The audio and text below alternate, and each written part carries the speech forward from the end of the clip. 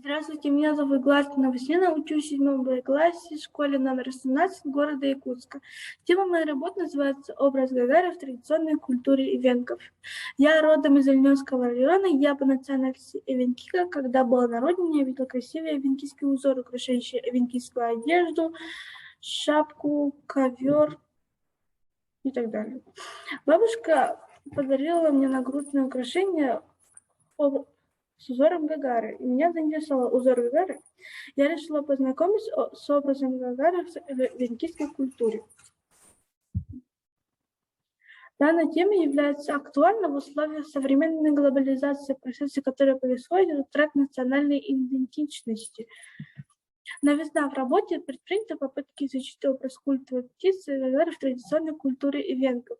Объект исследования – материалы традиционной культуры ивенков. Предмет исследования – влияние культа птиц на культуру ивенков, выраженное в образе Гагары в фольклорных, мифологических и археологических материалах. Наша цель – рассмотреть образ Гагары в культуре ивенков и определить значение образа. Задача – рассмотреть, что такое культ птиц у разных народов. Рассмотреть образ Гагары в культуре ивенков. Определить значение образа Гагары у ивенков. Проделать сравнительную таблицу образа Гагары у разных народов. Гипотеза. Можно предположить, что образ Гагары является культом не только в культуре ивенков, но и в культуре других народов. Методы исследования, сбор информации и сравнения. Практическая значимость. Полученные материалы можно использовать на уроках культуры народов Республики Саха-Якутия, технологии, кружках неурочной деятельности в школе. Также сделали сравнительный сопоставительный анализ образа Гагары в культуре ивенков и других народов. Сравнительная таблица образа Гагары у разных народов. Мы сравнили народов эвенки, эвены, саха и других народов. Выводы. Работая над этой темой, я узнала, что культ птиц является очень древним.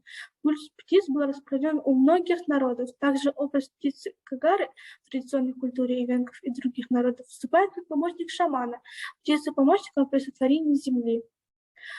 Общим помощником в мифах творения северных тунгусов является Гагара, достающий из вод Мирового океана кусочек глины. У венов Гагара также является священной птицей, поэтому ее образ запечатлен как один из главных символов шаманских ритуальных предметов. У народа Саха мы видим, что Гагара также является помощником шамана.